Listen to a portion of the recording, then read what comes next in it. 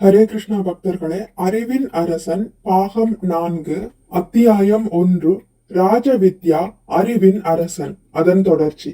உயிர்வாளிகளை சைதன்ய மகாபிரபு 2 பேரும் பிரிவுகளாக பிரித்திருக்கிறார்கள். அசைவன அசையாதன என்பவையே அவை. மரங்கள், புல், தாவரங்கள், கற்கள் முதலியன அசையாதவைகள். ஏனெனில் அவைகளுக்கு உணர்வு தேவையான அளவு உயர்நிலையில் இல்லை. அவைகளுக்கும் உணர்வு இருக்கிறது, ஆனால் திரையிடப்பட்ட நிலையில் இருக்கின்றது. மனித உடலிலேயே இருந்தாலும் கூட ஒரு ஜீவாத்மா தனது உண்மை நிலையை புரிந்து கொள்ளாவிட்டால் கல்லுக்கு சமானமே. உயிரினங்கள், பறவைகள், பிராணிகள், மிருகங்கள், பூச்சிகள், மனிதர்கள், தேவர்கள் என 80 லட்சத்திற்கு மேற்பட்டவை. இவற்றில் ஒரு சிறிய எண்ணிக்கையே மனித இனம்.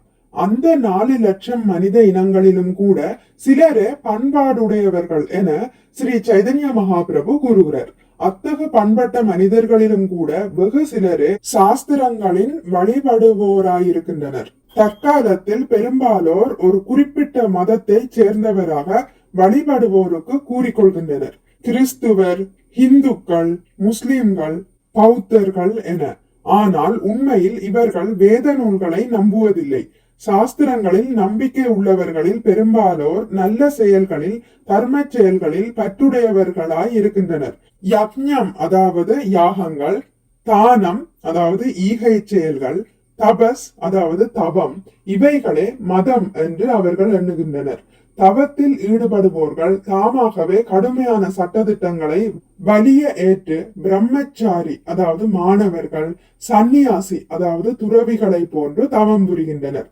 தானம் என்பது ஒருவனது பொருள், உடைமைகளை வலிய பிறருக்கு கொடுப்பதாகும். தற்காலத்தில் யாகங்கள் இல்லை.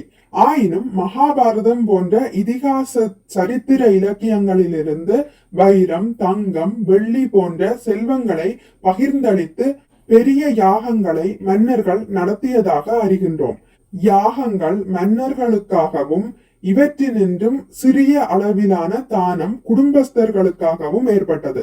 சாஸ்திரங்களில் உண்மையான நம்பிக்கை உள்ளவர்கள் இத்தகு நெறிகளை வழக்கமாக ஏற்றிருந்தனர். ஆனால் இக்காலத்திலோ பொதுவாக மக்கள் வெறுமே ஒரு மதத்தை சேர்ந்தவர்களாக கூறிக்கொள்கிறார்களே தவிர உண்மையில் ஒன்றுமே செய்யாதவர்களாகவே இருக்கின்றனர். லட்சக்கணக்கான இத்தகு மக்களில் வெகு சிலரே உண்மையில் தானம், யாகம், தவம் செய்பவர்களாக இருக்கின்றனர். அண்டமெங்கும் இத்தகு தர்மங்களை பாலனம் செய்யும் லட்சக்கணக்கான மக்களிலும் கூட ஒரு சிலரே முழுமையான ஞானத்தை அடைந்து தாங்கள் யார் என்பதை புரிந்து கொள்கிறார்கள் என்று சைதன்ய மகாபிரபு கூறுகிறார். நான் இந்த உடல் அல்ல, ஆத்மாவே என்பதை மட்டும் அறிந்து கொள்வது போதாது. இந்த ஜட இயற்கையின் சிக்கலில் இருந்து நாம் தப்பிக்க வேண்டும். இதுவே முக்தி, அதாவது விடுதலை எனப்படுவது. தான் யார் என்பதை அறிந்த சுய அறிவு பெற்ற பல்லாயிரக்கணக்கான மக்களில் ஏதேனும் ஓரிருவரே உண்மையில் விடுதலை பெறுகின்றனர். அத்தகு விடுதலை பெற்ற பல்லாயிரக்கணக்கானவர்களிலும் கூட ஓரிருவரே ஸ்ரீ கிருஷ்ணர் யார் என்பதை அறியக்கூடும். எனவே கிருஷ்ணரை புரிந்து கொள்வது அவ்வளவு எளிதான செயல் அல்ல. இவ்வாறாக அறியாமையும் கிளர்ச்சியும் குணமாக கொண்ட இந்த கலியுகத்திலே விடுதலை என்பது பொதுவே எவருக்கும் எட்டா கனியாகவே ஆகியிருக்கின்றது. முதலில் பண்பாட்டையும் முழு சிரமத்தையும் மேற்கொண்ட பிறகு அறநெறியாளராகி பிறகு தானங்கள், யாகங்கள் செய்து ஞானத்தின் நிலையை அடைந்த பின்னரே விடுதலை அதாவது முக்தி நிலையை அடைய வேண்டும். முக்தி நிலையையும் கடந்த பின் தான் கிருஷ்ணரை புரிந்து கொள்ள முடியும். இம்முறை பகவத்கீதையிலும் குறிப்பிடப்பட்டிருக்கின்றது. பிரம்மபூத பிரசன்னாத்மா நக்ஷோஸ்தீன காங்ஷதி ஷம சர்வேஷு பூதேஷு மத் பக்திம் லபதே பராம். இவ்வாறாக உன்னதமாக நிலை பெற்றவன் உடனேயே பரபிரம்மத்தை உணர்ந்து விடுகிறான். அவன் எதற்காகவும் ஏக்கமோ ஏமாற்றமோ அடைவதில்லை. எல்லா உயிரினங்களிடமும் சமநோக்குடையவனாகி அவன் இவ்வுயர் நிலையில் எனது தூய பக்தி தொண்டை அடைகிறான். பகவத்கீதை 18.54 கிருஷ்ணர் இவ்வாறு கூறுகிறார். இவையே முக்தியின் அறிகுறிகள். முக்தி அடைந்தவனின் முதல் அறிகுறியே அவன் எப்பொழுதும் மகிழ்ச்சியுடையவனாக இருப்பதுதான். கவலையுடையவனாக அவனை காண்பதே முடியாது. அவனுக்கு எந்த ஏக்கமும் இல்லை. என்னிடம் இது இல்லை, ஓ எனக்கு அது வேண்டுமே, இந்த பணத்தை கட்ட வேண்டி இருக்கிறது, எனக்கு இங்கே போக வேண்டுமே, அங்கே ஓட வேண்டுமே என அவன் துடிப்பதே இல்லை. முக்தி அடைந்தவனுக்கு கவலைகளே இல்லை. அவன் உலகிலேயே பரம ஏழையாக இருக்கலாம். இருப்பினும் அவன் கவலைப்படுவதோ தான் ஏழை என எண்ணுவதோ இல்லை. தான் ஏழை என ஏன் அவன் எண்ண வேண்டும்? நாம் என்பது இந்த ஜட உடல்களே என்றும் ஜட பொருட்கள் எல்லாம் அவற்றை சேர்ந்த உரிமை பொருட்கள் என்றும் எண்ணும் போதுதான் நாம் ஏழை என்றும் பணக்காரர் என்றும் நம்மை எண்ணிக்கொள்கிறோம். ஆனால் ஜட வாழ்க்கை உணர்வின் என்றும் முக்தி பெற்றவனுக்கோ உரிமை பொருட்கள், பொருளில்லா நிலை இவை எதிலும் ஒன்றும் செய்வதற்கில்லை. எனக்கு அடையவோ இழக்கவோ ஏதுமில்லை.